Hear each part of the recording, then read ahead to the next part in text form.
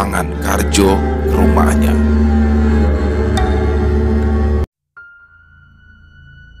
Tidak ada yang mengira jika nasib buruk akan menimpa Karjo saat itu. Seorang pemuda yang baru saja beberapa bulan merantau ke sebuah kota besar itu harus mati secara mengenaskan karena dihajar massa atas dugaan tindak pidana pencurian yang telah dilakukannya.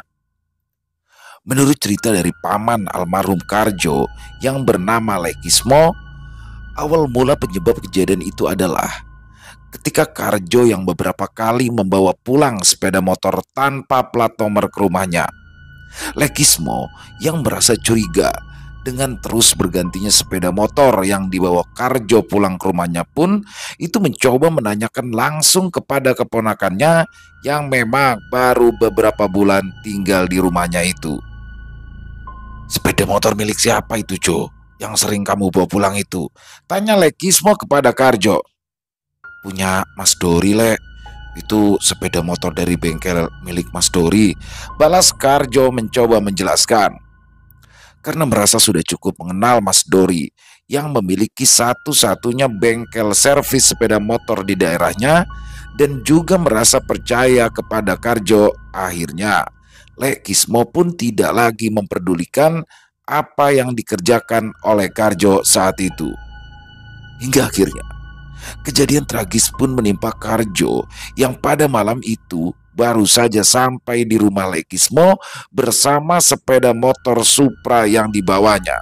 Baru saja Karjo duduk di ruang depan kontrakan yang ditempati Lekismo dan istrinya, tiba-tiba saja pintu rumah yang terpasang agak sedikit miring itu digedor-gedor oleh beberapa orang. Lekismo yang sangat terkejut dan terlihat emosi pun langsung berlari ke dalam kamarnya untuk mengambil sebilah parang yang terpajang di dinding ruang tersebut. Setelah itu, Lekismo yang sudah dikuasai amarah karena pintu rumahnya digedor-gedor oleh orang yang belum diketahuinya itu, lalu membuka pintu rumahnya sambil bersiap untuk mengayunkan parang panjang yang ada di genggaman tangannya. "Ada apa ribut-ribut? Dasar manusia gak punya sopan santun kalian ini," seru Lekismo dengan wajah memerah dan kedua matanya yang menatap tajam kepada 5 orang yang berdiri di hadapannya. Saya mau mengambil motor saya, Mas. Ini motor milik saya yang hilang 2 hari yang lalu," ujar salah satu orang yang berada di bagian paling belakang. Mendengar apa yang dikatakan oleh orang yang tidak dikenalnya itu, Lekismo pun terkejut. Ia melirik tajam ke arah Karjo. Karjo pun tak kalah terkejutnya dengan Lekismo. Mendengar tuduhan itu, Karjo pun berusaha menjelaskan dari mana sepeda motor ia dapatkan. Motor itu punya Mas Dori loh, Bang. Tadi dia meminta saya untuk membawa pulang karena di bengkelnya itu sudah penuh dengan motor-motor yang sedang diservis, seru Karjo yang sudah berdiri di belakang Lekismo. "Wah, berarti kamu malingnya ya?" balas salah satu orang yang berdiri di depan rumah kontrakan Lekismo kala itu. Jangan sembarangan nuduh kamu ya. Kamu itu nggak boleh asal menuduh," balas Lekismo yang merasa yakin dengan apa yang telah disampaikan oleh Karjo. "Sudah, begini saja. Kalau memang anak itu bukan pencuri, ayo tunjukkan pada kami siapa orang yang sudah menyuruhnya membawa sepeda motor ini ke rumah sampean," balas salah seorang yang mengaku pemilik sepeda motor tersebut. Karena tidak merasa melakukan tindak pidana pencurian seperti yang sudah dituduhkan orang-orang itu, Karjo pun lalu keluar dari dalam rumah Lekismo dengan penuh percaya diri. Lekismo yang tidak menaruh curiga sedikit pun terhadap orang-orang yang ada di depan rumahnya, akhirnya membiarkan Karjo keluar dengan maksud mengantarkan orang-orang tersebut ke bengkel milik Mas Dori. Tapi sialnya, Baru sekitar 10 meter Karjo yang berjalan tepat di depan orang-orang itu, tiba-tiba saja ia ditendang oleh salah seorang dari kelima orang yang mengaku pemilik dari sepeda motor yang masih berada di teras rumah kontrakan Lekismo. Karjo yang jatuh tersungkur pun langsung dihajar oleh orang-orang lainnya sambil meneriaki kata-kata maling ke arah Karjo. Dan entah dari mana datangnya, tiba-tiba saja banyak orang-orang berdatangan langsung ikut memukuli dan juga menendangi tubuh Karjo yang sudah tidak berdaya. Sementara Lekismo yang ingin menjelaskan duduk permasalahannya pun mendapatkan pukulan dan juga tendangan hingga tubuh Lekismo pun diseret ke arah rumahnya dan diancam oleh beberapa orang yang tadi menggedor-gedor pintu rumahnya. "Jangan ikut campur. Kalau kamu masih mau hidup," bentak seseorang yang mengaku pemilik motor Supra lawas tersebut. Entah apa yang terjadi di luar rumahnya setelah itu. Lekismo yang ingin keluar dan berniat membantu Karjo pun harus mengurungkan niatnya setelah orang-orang tadi kembali memukulinya di dalam rumah. Hingga akhirnya Lekismo jatuh pingsan. Setelah mendapatkan kesadarannya, Lekismo pun menangis sejadi-jadinya ketika mendapati tubuh keponakan bersimbah darah dan sudah tidak bernyawa kala itu. Pihak kepolisian yang datang pun lalu meminta Lekismo untuk ikut ke kantor kepolisian agar dimintai keterangan saat itu. Sementara jasad Karjo dibawa ke rumah sakit dengan didampingi oleh istri dari Lekismo yang bernama Mbak Imas. Entah mimpi apa yang dialami oleh Lekismo hingga ia harus mengalami hari buruk dalam sejarah kehidupannya. Tidak saja ia harus kehilangan seorang keponakan yang sangat disayanginya, Lekismo pun harus berurusan dengan pihak kepolisian dan harus menjalani serangkaian pemeriksaan yang membuat Lekismo hampir putus asa hari itu. Setelah mendapatkan keterangan dari Lekismo, pihak kepolisian pun langsung menggelar operasi penangkapan terduga otak di balik kasus pencurian kendaraan bermotor yang sudah menelan korban jiwa dari salah satu terduga yang bernama Karjo. Pihak kepolisian pun lalu bertindak cepat dengan memburu Mas Dori mulai dari bengkel servis sepeda motor miliknya hingga ke rumah kontrakannya yang berada tidak jauh dari lokasi bengkel tersebut. Tapi terduga otak dari pelaku pencurian kendaraan bermotor yang bernama Dori tersebut sudah tidak ada lagi di lokasi bengkel maupun rumah kontrakannya. Dan ia pun sudah dinyatakan menjadi buronan atau target operasi dari pihak berwajib. Sementara itu, Lekismo akhirnya dapat kembali pulang setelah mendapatkan jaminan dari pihak ketua RT di tempat tinggalnya setelah 3 hari mendekam dalam tahanan kepolisian. Sesampainya Lekismo di rumah kontrakannya, rasa sedih atas kehilangan Karjo pun kembali membuat Lekismo meneteskan air mata.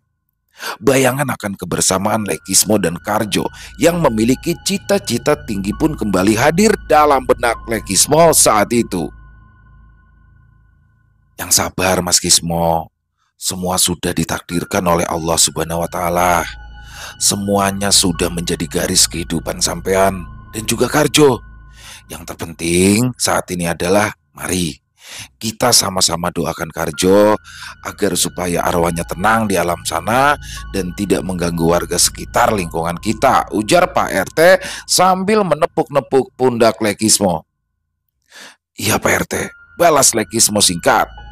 Ketika keadaan Lekismo sudah mulai terlihat tenang, barulah Pak RT pun menceritakan apa yang sebenarnya terjadi di lingkungannya terkait kematian Karjo. Lekismo pun sempat terkejut kala mendengar cerita dari Pak RT. Sempat ia tidak mempercayai apa yang telah disampaikan ketua lingkungan yang memang ternyata sudah banyak mendapatkan keluhan dari para warganya. "Apa iya arwah Karjo gentayangan Pak RT?" tanya Lekismo menegaskan apa yang telah disampaikan Pak RT kepadanya kala itu. "Kalau saya sendiri belum melihatnya secara langsung Mas. Tapi ada beberapa warga terdekat mengatakan jika mereka melihat dan bahkan ada yang didatangi langsung oleh arwah keponakan sampean itu," balas Pak RT mencoba menjelaskan. "Iya benar Mas Kismo, Malam pertama setelah meninggal dunianya Karjo, saya itu mendengar loh suara Karjo merintih-rintih minta tolong di teras rumah sampean. Wah, malam itu saya memberanikan diri untuk melihat langsung keluar rumah saya. Wah, ternyata benar mas. Arwah Karjo itu berdiri memunggungi saya persis di depan rumah sampean. Kepalanya itu bersimbah darah hingga baju yang dikenakannya itu berubah menjadi warna merah serta baunya amis. Sangat menyengat baunya, ujar Pak Anwar yang saat itu datang ke rumah kontrakan Lekismo untuk berbela sungkawa atas apa yang menimpa Karjo saat itu. Ya, rumah kontrakan Pak Anwar yang memang berhadap-hadapan dengan rumah kontrakan Lekismo pun sering didatangi sosok Karjo yang terus merintih kesakitan dan terus meminta tolong kepadanya di setiap malam setelah kematian Karjo. Beberapa rumah lainnya yang berdekatan dengan lokasi tempat meninggalnya Karjo pun tidak luput dari gangguan arwah Karjo yang mati penasaran kala itu. Jadi saya sudah berkoordinasi dengan warga sekitar. Insya Allah nanti malam kita rencananya akan menggelar pengajian di rumah ini Mas Kismo. Kita semua mendoakan agar arwah Karjo bisa tenang di alam sana, ujar Pak RT yang disambut baik oleh Lekismo. Malam itu, setelah selesai menggelar acara pengajian di rumah kontrakan Lekismo, Pak RT, Pak Anwar, Mas Jueng, dan Mas Rohmat masih berada di rumah Lekismo untuk sekedar menemaninya. Karena mereka juga masih penasaran dengan apa yang terjadi, Pak RT pun kembali menanyakan apa yang sebenarnya terjadi terhadap Karjo dan juga Lekismo malam itu. Pak RT dan yang lainnya pun lalu mendengarkan dengan seksama apa yang diceritakan oleh Lekismo hingga Pak RT sempat berkata kasar kepada orang-orang yang telah menganiaya Karjo dan Lekismo malam itu. Tapi saya itu seperti tidak asing dengan salah seorang yang ikut memukuli Karjo itu Pak RT. Saya itu ya seperti sering gitu loh melihat beberapa orang itu, ujar Lekismo menjelaskan. Dan saya juga masih ingat betul 3 orang yang sudah memukuli saya dan juga mengancam akan menghabisi nyawa saya malam itu, imbu Lekismo lagi. Sekitar pukul setengah 12 malam, Pak RT dan Pak Anwar serta yang lainnya pun berpamitan untuk pulang ke rumah masing-masing. Dan setelah Lekismo tinggal sendirian di rumah kontrakannya itu, Lekismo pun mulai merasakan rasa kantuk yang luar biasa hingga akhirnya Lekismo pun tertidur dengan cepat malam itu.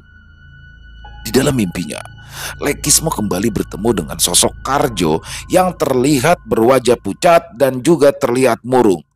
Mimpi itu seolah seperti sangat nyata bagi Lekismo yang merasa dibangunkan oleh Karjo di saat tidurnya malam itu. Maafkan aku ya, Lek. Sumpah, aku bukan pencuri, Lek. Aku itu hanya difitnah. Aku hanya dijadikan tersangka oleh Mas Dori, ujar Karjo yang duduk di hadapan Lekismo dengan tatapan mata kosong. Iya, Jo. Pak Le tahu kamu tidak mungkin melakukan hal itu semua. Pak Le salah, Jo. Maafkan Pak Le. Pak Le tidak bisa menyelamatkan hidupmu malam itu, balas Lekismo dengan air mata berderai di pipinya. Aku akan menuntut balas, Le. Mereka harus merasakan apa yang aku rasakan, balas Karjo yang langsung berdiri dan berjalan ke arah pintu rumah kontrakan Lekismo, lalu menghilang tepat di depan pintu rumah kontrakan tersebut. Lekismo pun langsung terbangun dari tidurnya setelah menyadari apa yang dialaminya malam itu. Dengan keringat yang membasahi tubuhnya serta air mata yang masih ada di pipinya, Lekismo pun berjalan ke arah luar rumahnya untuk menenangkan diri dari bayang-bayang Karjo yang membuatnya kembali hanyut dalam kesedihan. Bersamaan dengan itu, Pak Anwar pun lalu keluar dari dalam rumahnya karena ia melihat Lekismo duduk termenung di depan teras rumahnya. Pak Anwar pun lalu membawakan kopi hitam untuk dinikmati bersama Lekismo malam itu. Waktu masih menunjukkan pukul setengah 1 malam. Sunyi dan sepi dengan hembusan angin yang menggoyangkan pepohonan besar yang masih banyak ada di sekitaran rumah Lekismo dan juga Pak Anwar. membuat suasana terasa agak mencekam saat itu. Karena merasa jika ada yang tidak biasa, Pak Anwar pun lalu menanyakan tentang apa yang sebenarnya terjadi kepada Lekismo malam itu. "Sampean mengalami mimpi atau didatangi almarhum, Mas?" tanya Pak Anwar sambil menyalakan sebatang rokok gudang garam filter kesukaannya. "Saya tadi bermimpi, Mas. Didatangi keponakan saya. Dia mengatakan akan menuntut balas kepada orang-orang yang telah menganiayanya," balas Lekismo dengan tatapan mata kosong setelah menceritakan mimpi yang baru saja dialaminya. Lekismo dan juga Pak Anwar pun kembali berbincang-bincang tentang sosok Mas Dori yang kini sudah menjadi buronan pihak kepolisian.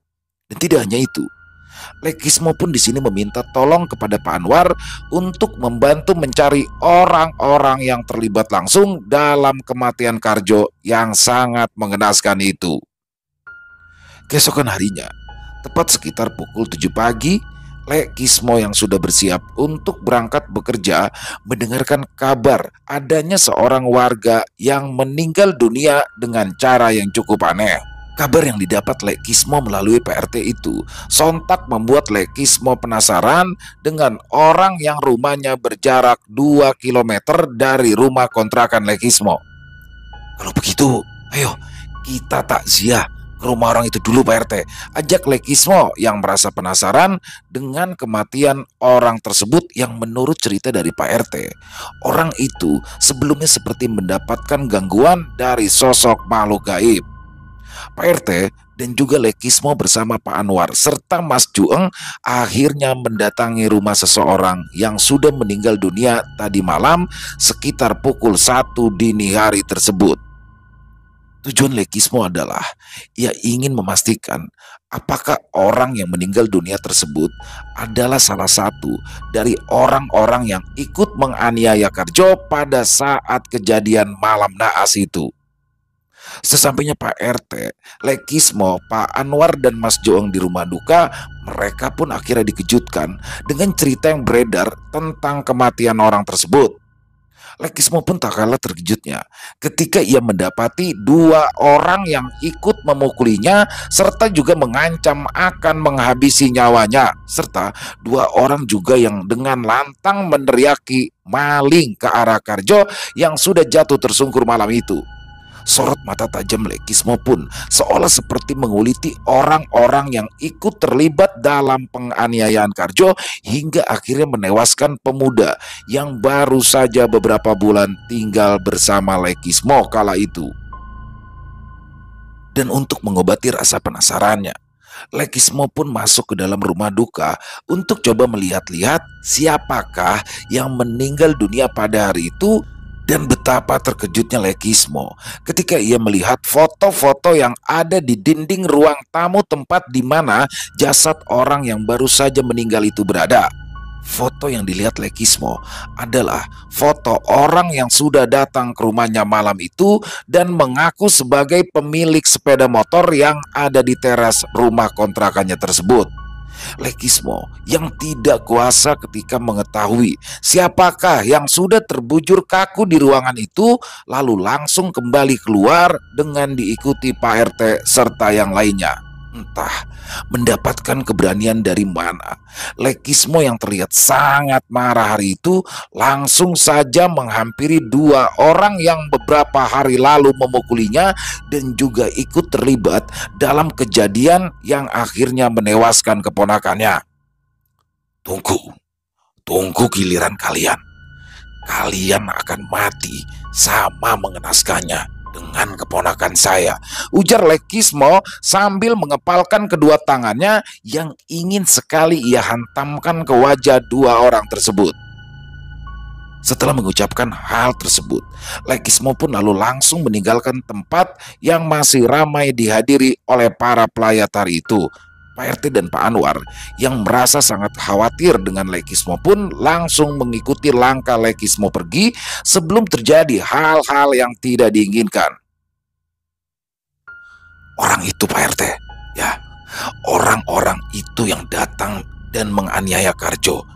Dan 2 orang tadi Itulah yang memukuli saya serta mengancam saya, ujar Lekismo sesampainya mereka di rumah kontrakannya. Sabar mas, sabar, ujar Pak Anwar yang terus berusaha menenangkan Lekismo. Wah, kalau benar orang yang meninggal itu adalah orang yang menjadi penyebab kematian Karjo, apakah mungkin kematian orang itu juga akibat pembalasan dari arwah Karjo, Pak? Tanya Mas Jueng yang merasa penasaran dengan apa yang terjadi saat itu. Ya, menurut cerita yang saya dengar dari orang-orang terdekat almarhum, malam itu katanya almarhum seperti orang yang sangat ketakutan. Dan puncaknya, almarhum itu berlari ke lantai 2 rumahnya, lalu ia melompat ke bawah dengan bagian kepala yang mendarat terlebih dahulu tepat di depan rumahnya. Balas Pak RT menceritakan kronologis penyebab kematian orang tersebut. Saya yakin 2 orang yang saya hampiri tadi juga akan mengalami nasib sama seperti orang yang sudah mati itu, seru Lekismo dengan wajah merah padam diselimuti amarah. Di malam harinya, setelah pengajian yang diadakan di rumah Lekismo, Pak Anwar, Pak RT, dan Mas Joeng pun langsung pulang ke rumahnya karena merasa sudah sangat letih sekali hari itu. Lekismo yang tinggal seorang diri di rumah kontrakannya pun mencoba untuk memejamkan mata setelah ia membereskan rumahnya. Tapi tidak seperti malam sebelumnya. Lekismo yang berharap untuk segera tidur terlelap pun mulai merasakan ada hal ganjil yang mulai terjadi. Suhu udara di dalam rumah petakan yang ditempati oleh Lekismo yang sebelumnya terasa sejuk pun tiba-tiba saja menjadi terasa sangat panas.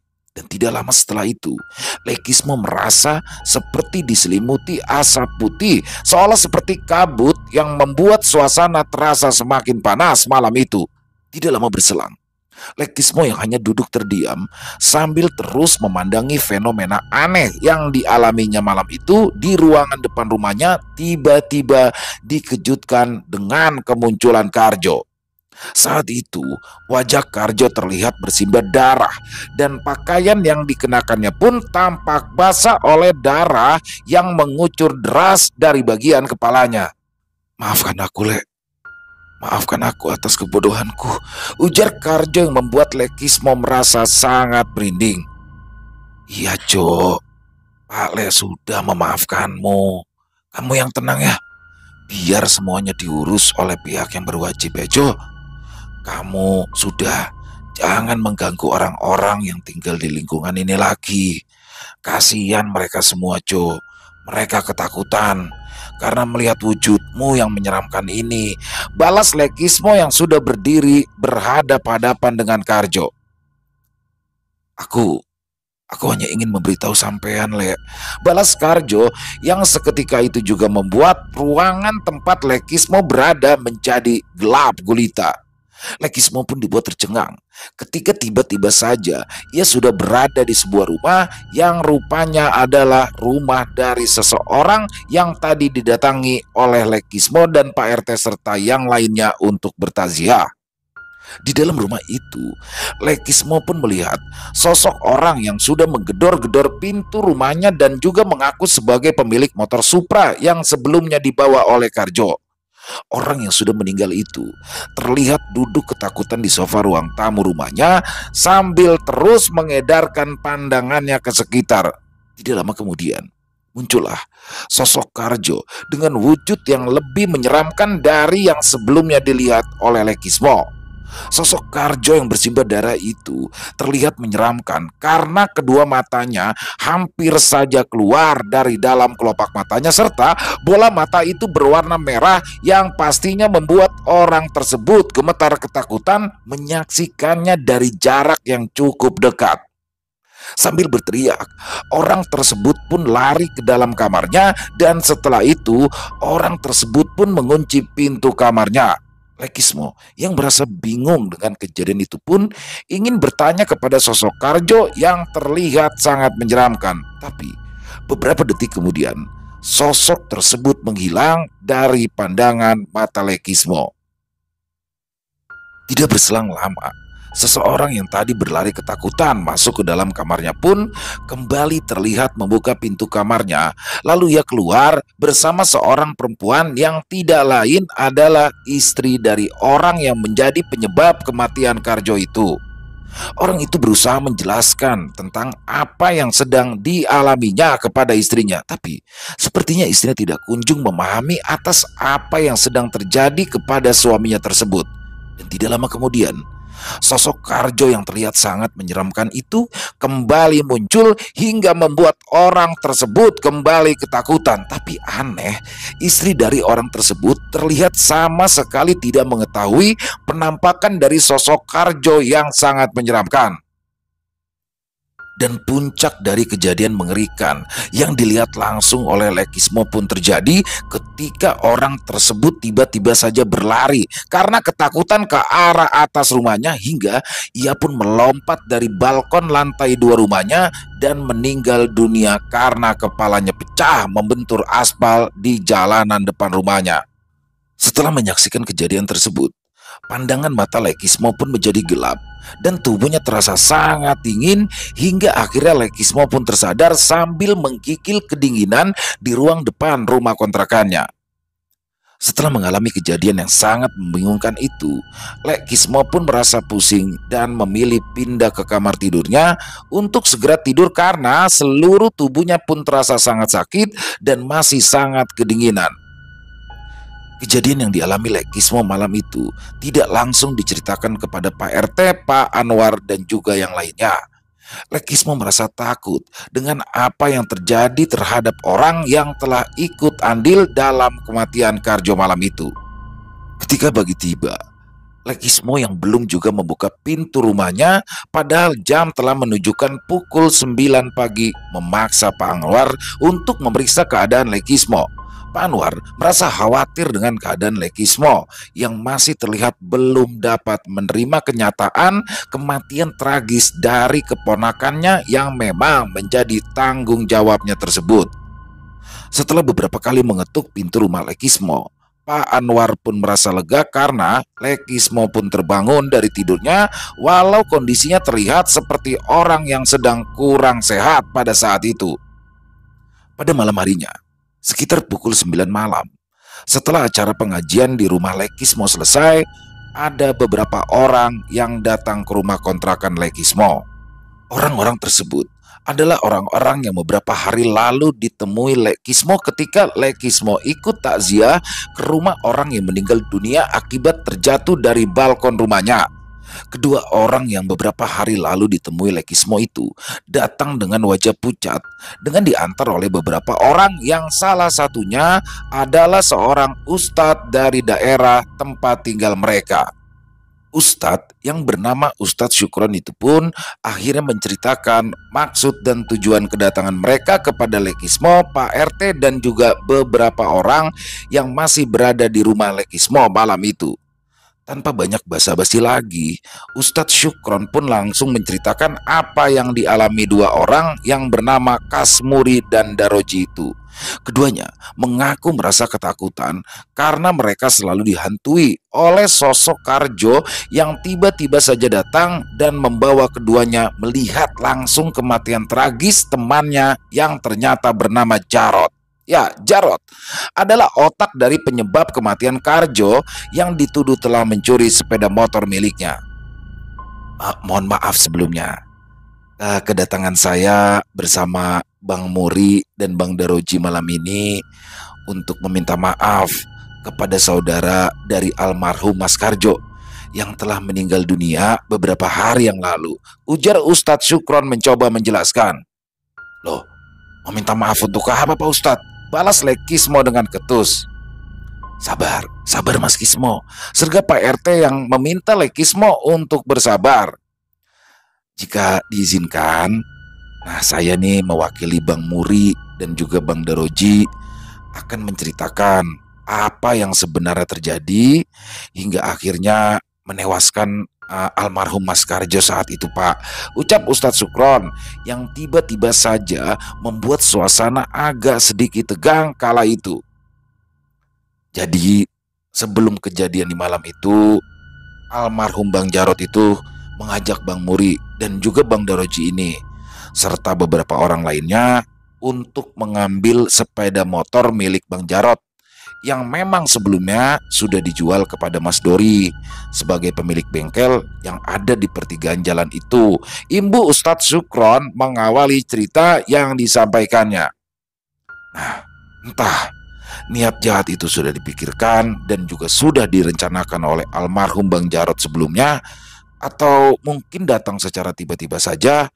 Bang Jarot tuh lalu mengajak nih kedua orang ini dan beberapa orang lainnya untuk mengambil sepeda motor yang sebelumnya diketahui berada di rumah ini. Tutur Ustadz Syukron lagi. Jadi waktu itu Bang Jarot yang baru saja menjual motornya kepada Mas Dori pemilik bengkel itu kehabisan uang. Setelah uang hasil penjualan motor tersebut dihabiskan untuk membeli minuman dan juga untuk nyawer di sebuah warung remang-remang, Pak. Nah, karena dia merasa kebingungan untuk menjelaskan kepada istrinya, lalu muncullah niat jahat itu dari benak Bang Jarot. Sambung Bang Muri dengan suara gemetar, mencoba menceritakan awal mula terjadinya musibah yang sudah menimpa Lekismo kala itu. Bang Jarot lalu meminta kepada teman-temannya termasuk kami berdua untuk mengambil sepeda motor miliknya yang menurut pengakuannya katanya itu telah dicuri orang yang ada di daerah sini. Ya karena sudah merasa kesal dengan apa yang diceritakan oleh Bang Jarot, saya sama teman-teman tanpa pikir panjang langsung datang ke rumah ini malam itu, Pak. Imbu Bang Muri menceritakan apa yang sebenarnya terjadi. Dan setelah memukuli almarhum Mas Karjo, Bang Jarot lalu mengajak kami mendatangi bengkel milik Mas Dori.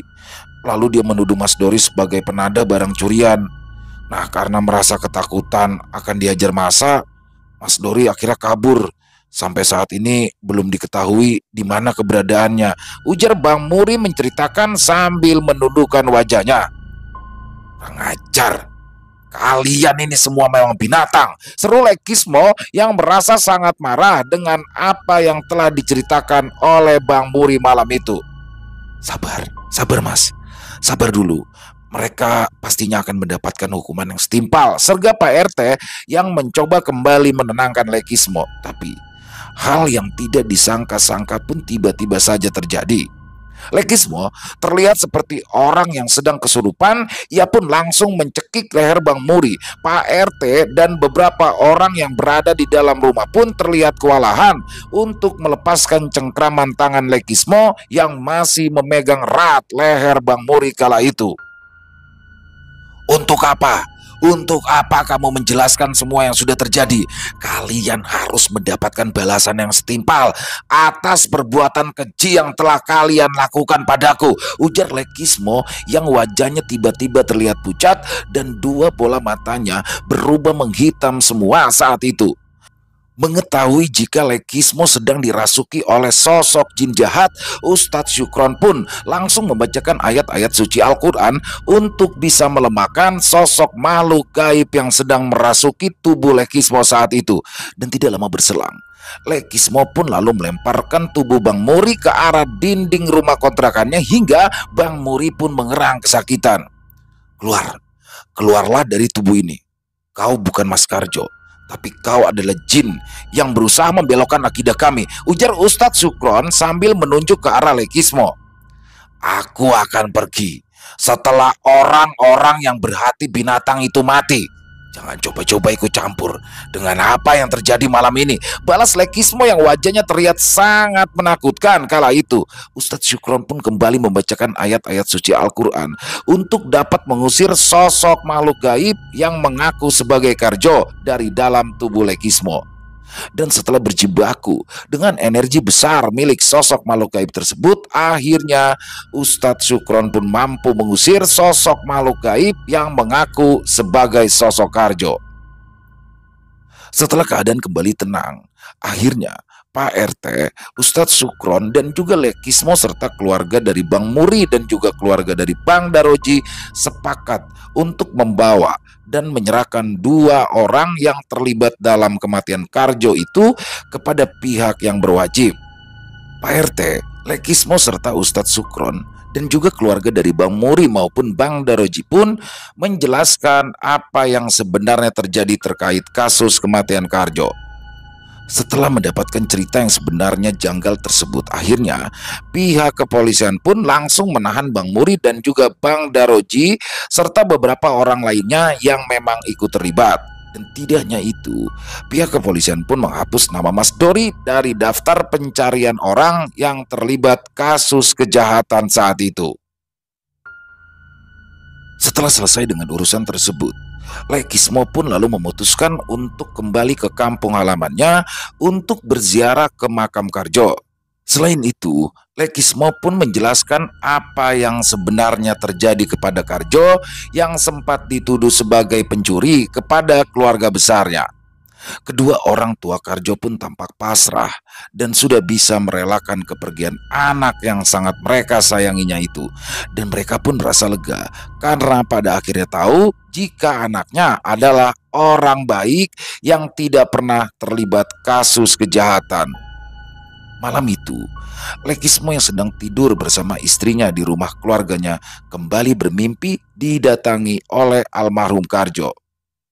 Menurut Lekismo, Karjo datang dalam kondisi baik-baik serta berpakaian serba putih dan tubuhnya tampak diselimuti cahaya putih. Karjo hanya tersenyum kepada Lekismo sambil menganggukkan kepalanya. Ia pun berkata, "Terima kasih ya, Lek. Aku pamit dulu. Maafkan aku yang belum bisa membahagiakan Bapak, Ibu, dan juga Lekismo," ujar Karjo yang perlahan menghilang dari pandangan mata Lekismo. Lekismo pun lalu terbangun dari tidurnya sambil menangis hingga ia membangunkan istrinya, dan keesokan harinya Lekismo pun mengajak istrinya serta kedua orang tua Karjo untuk berziarah ke makam Karjo yang ada di desa tempat tinggal mereka. Beberapa minggu kemudian, Lekismo dan istrinya pun kembali lagi ke rumah kontrakannya untuk melanjutkan kehidupannya, karena memang Lekismo dan istrinya mengais rezeki di kota dengan bekerja sebagai tukang bangunan dan istrinya bekerja sebagai asisten rumah tangga. Sesampainya di rumah kontrakannya, Lekismo pun kembali mendapatkan kabar tentang Bang Muri dan juga Bang Daroji. Kedua orang yang telah terlibat langsung dalam proses kematian Karjo itu dikabarkan menjadi gila setelah beberapa hari berada di dalam sel tahanan kepolisian. Awalnya, kedua orang itu terlihat ketakutan saat berada di dalam penjara hingga akhirnya mereka pun berteriak-teriak histeris meminta tolong dan juga meminta maaf. Setelah kejadian itu, Bang Muri dan Bang Dorji pun terlihat selalu diam dengan tatapan kosong hingga akhirnya pihak kepolisian pun membawa keduanya ke rumah sakit jiwa untuk menjalani tes pemeriksaan kejiwaan. Dan bersamaan dengan itu, Mas Dori si pemilik bengkel pun datang ke rumah Lekismo untuk meminta maaf atas apa yang sudah terjadi kepada Karjo. Saat itu, Mas Dori menceritakan jika memang dia mengajak Karjo bekerja di bengkelnya sambil mengajari Karjo untuk melakukan bisnis jual beli kendaraan bermotor. Lekismo pun kini sudah mengikhlaskan kepergian Karjo dan meminta kepada Mas Dori untuk berziarah ke makam Karjo di desa. Tidak lupa juga, Lekismo meminta Mas Dori agar lebih berhati-hati dalam menjalani bisnis jual beli kendaraan bermotor, agar hal yang sama jangan sampai terulang kembali. Selesai. Wow, luar biasa kisah dari Mas Untung Prasetyo, penulis favorit kita semua yang sudah ditunggu-tunggu, dan seperti biasa kisahnya luar biasa. Horornya dapat, misterinya dapat. Wow, sosok Karjo, pemuda yang datang dengan segudang impian ke kota ya, dari desa ke kota. Dan impian itu harus pupus karena ulah orang-orang yang tidak bertanggung jawab. Jarod CS di sini, Jarod CS ini culas banget. Jarotnya ya, kalau teman-temannya sebenarnya korban ya, korban dari Jarod sendiri. Jadi banyak sekali hikmah yang bisa kita ambil dalam kisah barusan. Yang itu salah satunya mungkin dalam jual beli, apalagi kendaraan bermotor ya. Dalam jual beli kendaraan bermotor itu harus jelas teman-teman. Harus ada bukti tertulisnya, sertakan saksi juga di situ dalam jual beli. Jadi untuk menghindari hal-hal yang tidak diinginkan, apalagi saat ini sudah ada zaman teknologi digital, di videoin aja pada saat jual beli atau di foto lah dokumentasi, intinya supaya segala sesuatunya bisa terang benderang. Jadi saya selalu menyarankan hal seperti ini ya kepada teman-teman semua dalam jual beli, terutama kendaraan bermotor, mau motor, sepeda motor, mau mobil, itu harus jelas gitu sih. Untuk mengantisipasi hal-hal yang seperti itu terjadi terhadap Karjo. Jadi kembali lagi dan membongkar semua misteri. Keren banget. Mas Untung Prasetyo, ditunggu lagi kisah-kisah selanjutnya yang pasti tidak kalah serunya. Semangat berkarya Mas Untung, dan semoga saja kisah barusan bisa menghibur para teman-teman pecinta horor misteri, lebih khusus lagi kepada para subscriber dari channel Ilo Bercerita. Dan silakan buat yang punya komentar lain bisa dituliskan di kolom komentar, ataupun hanya sekedar saling punya apa, silakan. Insya Allah kami akan membalasnya satu persatu. Dan buat yang suka dengan videonya bisa diklik tombol like-nya, tombol jempolnya, atau bisa di-share juga ya linknya ke teman-teman yang lain agar juga ikut terhibur. Dan kami juga ingin mengucapkan terima kasih kepada seluruh teman-teman yang sudah selalu setia mendukung channel kami, yang sudah selalu setia hadir di setiap harinya. Karena kehadiran teman-teman lah kami selalu bersemangat berkarya di setiap harinya. Dan silakan buat yang baru bergabung ya, atau ternyata yang sudah lama bergabung ternyata belum subscribe nih, yuk diklik tombol merah subscribe-nya, jangan lupa lonceng notifikasinya dinyalakan agar teman-teman selalu mendapatkan notifikasi dari konten-konten yang akan kami upload selanjutnya. Untuk channel Ilo Bercerita ini kami upload di setiap harinya, setiap malamnya, setiap jam 9 malam waktu Indonesia bagian Barat. Buat teman-teman juga yang mungkin punya kisah horor misteri yang berdasarkan kisah nyata diangkat dari pengalaman pribadi, apabila memang berkenan dibawakan di channel kami, silakan bisa mengirimkannya ke nomor telepon yang ada di bawah sini, dan bebas ya, dalam bentuk tulisan boleh, dalam bentuk rekaman suara boleh, senyamannya teman-teman aja. Dan buat yang sudah mengirimkan kisah, kami ucapkan terima kasih. Buat yang sudah mengirimkan kisah tapi belum dibawakan, kami harap bersabar dulu karena harus melewati proses penggarapan terlebih dahulu.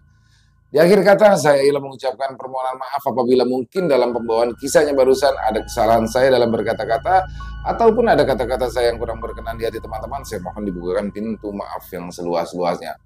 Sampai berjumpa lagi di konten-konten kami selanjutnya yang pasti tidak kalah serunya, yang pasti tidak kalah horornya. Masih bersama saya Ilo di channel Ilo Bercerita. Salam sehat, sukses selalu untuk kita semua. Wassalamualaikum warahmatullahi wabarakatuh.